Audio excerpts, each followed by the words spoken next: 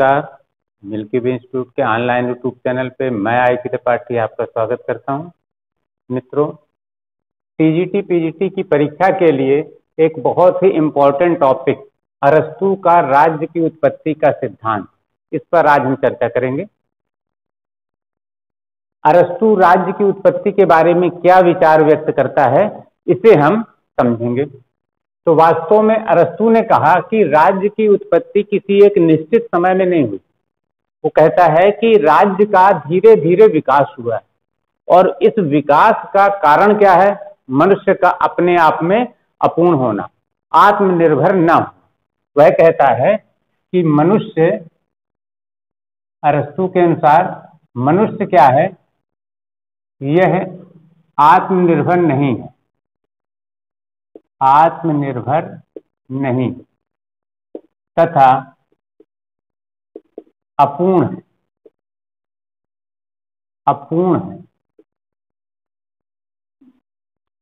वो कहता है कि मनुष्य अपनी सब आवश्यकताएं पूरी नहीं कर पाता, उसमें आत्मनिर्भरता नहीं है, उसमें पूर्णता नहीं है, वह अपूर्ण है। और इसके कारण क्या होता है? इस मनुष्य का लक्ष्य क्या होता है? इसका लक्ष्य हो जाता है पूर्णता प्राप्त करना। पूर्णता प्राप्त करना इसका लक्ष्य है।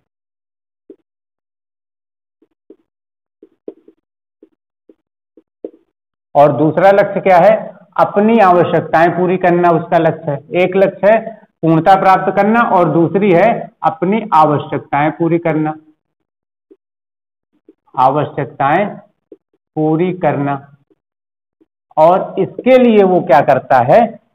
ये पूर्णता प्राप्त करने और आवश्यकताएं पूरी करने के लिए वो बहुत से समुदायों का गठन करता है। इसके लिए वह ढेर सारे समुदायों का गठन करता है, समुदायों का गठन करता है। और इस समुदाय के गठन में सबसे पहला स्थान आता है, सबसे पहले परिवार। परिवार नामक समुदाय अस्तित्व में आ जाता है। सबसे पहले परिवार अस्तित्व में आ जाता है। मनुष्य अपनी आवश्यकताओं को पूरा करने के लिए परिवार नामक संस्था का सृजन कर लेता है, निर्माण कर लेता है। लेकिन इस परिवार में मनुष्य की सभी आवश्यकताएं पूरी नहीं हो पाती, बल्कि मनुष्य की कुछ आवश्यकताएं पूरी होती। कुछ आवश्यकताएं पूरी। कौन सी आवश्यकताएं पूरी होंगी मनुष्य की? भौतिक आवश्यकताएं। भौतिक आवश्यकताएं पूरी होंगी। भौतिक आवश्यकताएं पूरी हो जाती हैं उसकी इसमें, लेकिन उसकी सब आवश्यकताएं पूरी नहीं होती। फिर इसका परिणाम क्या होता है? जब उसकी सब आवश्यकताएं पूरी नहीं हुई तो इसका परिणाम क्या होता है कि परिवार ग्राम में बदल जाते हैं, इनका विकास हो जाता है और विकास के परिणाम स्वरूप ग्राम अस्तित्व में आ जाते हैं। और ये ग्राम वास्तव में क्या होते हैं? कई परिवारों का समूह। अरस्तू कहता है कि मनुष्य ऐसा विचार करता है कि ग्राम जब अस्तित्व में आ जाएंगे तो हमारी सब आवश्यकताएं पूरी हो जाएंगी। लेकिन ग्राम में भी मनुष्य की सब आवश्यकताएं पूरी नहीं होती, बल्कि बहुत सी आवश्यकताएं पूरी होती हैं। बहुत सी आवश्यकताएं पूरी होती हैं। कौन सी आवश्यकताएं?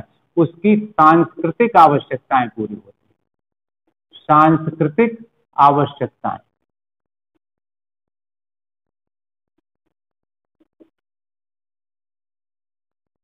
इस तरह से क्या स्थिति हुई? मनुष्य अपूर्ण है, आत्मनिर्भर नहीं है, इसलिए वह पूर्णता प्राप्त करना चाहता है, अपनी आवश्यकताएं पूरी करना चाहता है और इसी क्रम में वो समुदायों का गठन कर रहा है। और उसका लक्ष्य क्या है कि समुदायों के गठन से हमारी आवश्यकताएं पूरी हो जाएं, सारी आवश्यकताएं पूरी हो जाएं। लेकिन उसने परिवार बनाया तो उसकी कुछ आवश्यकताएं ही पूरी हो सकी, वो भौतिक आवश्यकता। अब जब भौतिक आवश्यकताएं पूरी हुई, बाकी आवश्यकताएं पूरी नहीं हुई, तो ये परिवार ग्राम में विकसित हो गए। उसने ढेर सारे परिवारों के समूह के द्वारा ग्राम का सृजन कर लिया और यहाँ मनुष्य की बहुत सी आवश्यकताएं पूरी हुई। उसकी भौतिक और सांस्कृतिक सब आवश्यकताएं पूरी होने लगी, लेकिन सभी आवश्यकताएं पूरी नहीं हुई। और इसका परिणाम क्या हुआ कि ग्रामों का फिर विकास हुआ और ये कहाँ हो गया? विकास होकर राज्य अस्तित्व में आ गया। और जब राज्य अस्तित्व में आता है तो क्या हुआ? राज्य में मनुष्य की सभी आवश्यकताएं पूरी हो।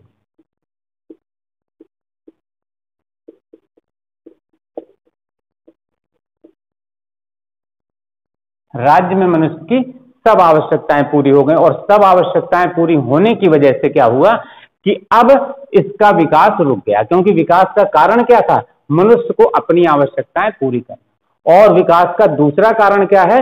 मनुष्य की मूल प्रवृत्ति राजनीतिक है, वह वास्तव में लोगों के बीच में रहना चाहता है। अरस्तु कहता है कि मनुष्य एक सामाजिक और राजनीतिक प्राणी है। उसने क्या कहा? इसका कारण क्या बताया? राज्य की उत्पत्ति का कारण बताया उसने। दो कारण इसके मुख्य रूप से हैं। पहला यह है कि मनुष्य मूल रूप से सामाजिक और राजनीतिक प्राणी, मनुष्य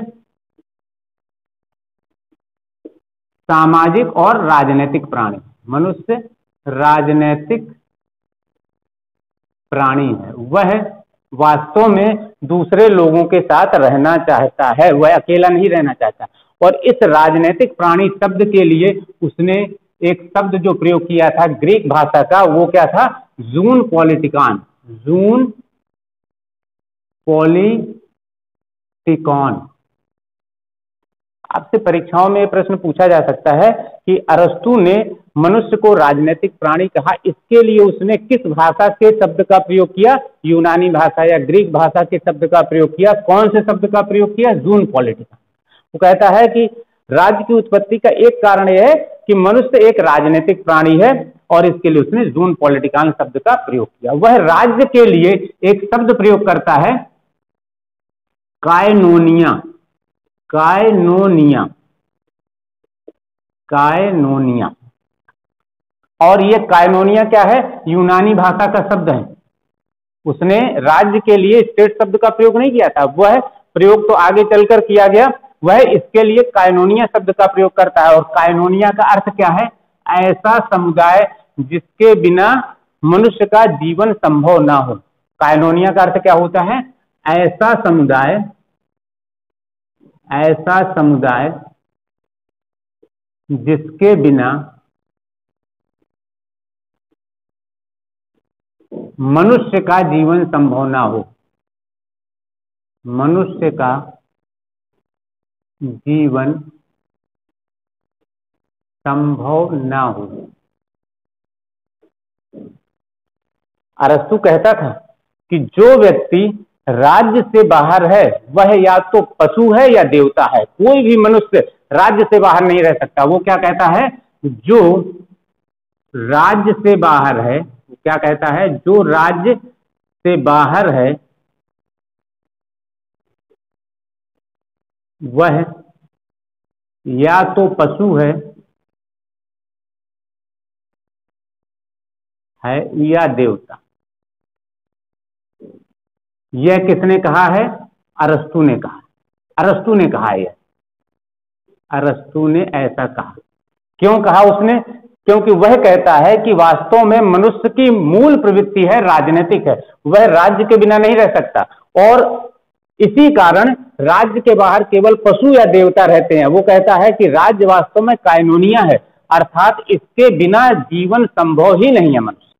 तो इस तरह से उसने कहा कि वास्तव में राज्य के बिना मनुष्य का जीवन संभव नहीं है। और राज्य की उत्पत्ति का एक कारण उसने बताया कि मनुष्य एक राजनीतिक प्राणी है। दूसरा क्या बताया उसने?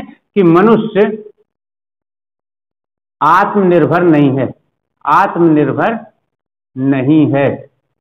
वह अपनी आवश्यकताएं पूरी करने में सक्षम नहीं है। वह अपनी कुछ आवश्यकताएं पूरी कर सकता है, अकेले सब आवश्यकताएं पूरी नहीं कर सकता। इन दो कारणों से राज्य अस्तित्व में आता है। और राज्य के अस्तित्व में आने का कारण क्या है? मनुष्य का जीवन जो है वह चलता रहे। इसीलिए उसने क्या कहा कि राज्य वास्तव में जीवन के लिए अस्तित्व में आता है। मनुष्य की आवश्यकताएं पूरी होती रहे तभी उसका जीवन चलेगा। तो वो कहता है कि राज्य जीवन के लिए अस्तित्व में आता है और सद जीवन के लिए बना रहता है। अरस्तु का यह बड़ा प्रसिद्ध वाक्य है, राज्य जीवन के लिए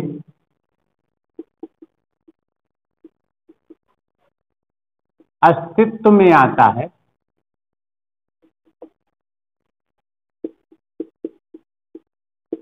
तथा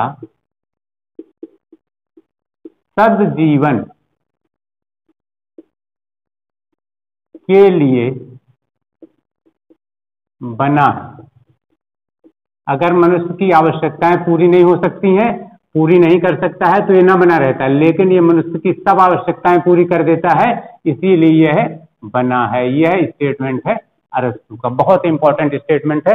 वो कहता है कि ये राज्य जीवन के लिए अस्तित्व में आ रहा है, क्योंकि मनुष्य की आवश्यकताएं पूरी करके वह उसको जीवन देता है, अन्यथा मनुष्य जीवन जी ही नहीं पाएगा, उसकी आवश्यकताएं पूरी नहीं होगी तो वह नष्ट हो जाएगा, और सदजीवन, अच्छे जीवन के लिए वो बना रहता है। तो इस तरह से उसने राज्य की जो उत्पत्ति है या राज्य का विकास है उसको बताया कि यह क्रम से इस तरह से होता है। इसके द्वारा उसने राज्य की विशेषताएं बताई, उसके राज्य की विशेषताएं इसी से निकल कर आ जाती हैं। क्या क्या राज्य की विशेषताएं वह बता रहा है, इसी से स्पष्ट हो जाता है। पहली विशेषता क्या है? राज्य की उत्पत्ति प्राकृतिक है। राज्य की उत्पत्ति प्राकृतिक है। प्राकृतिक कैसे है? क्योंकि एक तो मनुष्य की मूल प्रवृत्ति है जो वह राजनीतिक है।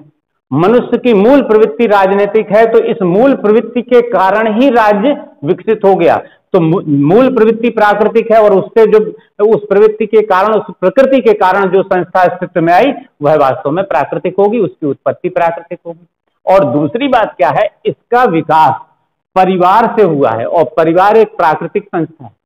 तो परिवार जो कि प्राकृतिक समुदाय है, इससे राज्य का विकास हुआ, तो वास्तव में इसकी जो उत्पत्ति हुई वह प्राकृतिक। उसने जो कहा कि राज्य की विशेषता में सबसे महत्वपूर्ण क्या आया कि इसकी उत्पत्ति प्राकृतिक है। वह क्यों है? क्योंकि यह मनुष्य की मूल प्रवृत्ति, मूल प्रकृति राजनीतिक के कारण उत्पन्न हुआ, और यह परिवार से विकसित हुआ। परिवार खुद एक प्राकृतिक संस्था है, प्राकृतिक समुदाय है, तो प्राकृतिक समुदाय से विकसित होने वाला राज्य खुद ही प्राकृतिक रहेगा। दूसरी बात क्या है? राज्य आत्मनिर्भर है। राज्य आत्मनिर्भर है। आत्मनिर्भर कैसे है? क्योंकि राज्य में मनुष्य की सभी आवश्यकताएं पूरी हो जाती हैं। सभी आवश्यकताएं पूरी होने के कारण इसे किसी भी अन्य समुदाय पर निर्भर नहीं रहना पड़ता, अर्थात राज्य वास्तव में आत्मनिर्भर है। अगली बात क्या आती है? राज्य पूर्ण समुदाय। राज्य पूर्ण समुदाय, क्योंकि अब इसका विकास आगे नहीं हो रहा है, यह वास्तव में सभी समुदायों का समूह है, सभी समुदाय इसके अंतर्गत समाहित हैं, इसलिए यह पूर्ण समुदाय है। अगली बात क्या आती है? राज्य अंतिम समुदाय। राज्य अंतिम समुदाय है। अंतिम समुदाय कैसे है? क्योंकि इसके बाद इसका विकास रुक गया, अब राज्य आगे विकास नहीं होना है। परिवार अंतिम समुदाय नहीं है यह, बल्कि प्रारंभिक समुदाय है, क्योंकि सबसे पहले वह परिवार को ही मनुष्य बनाता है। प्रारंभिक समुदाय है ये। राज्य प्रारंभिक समुदाय है।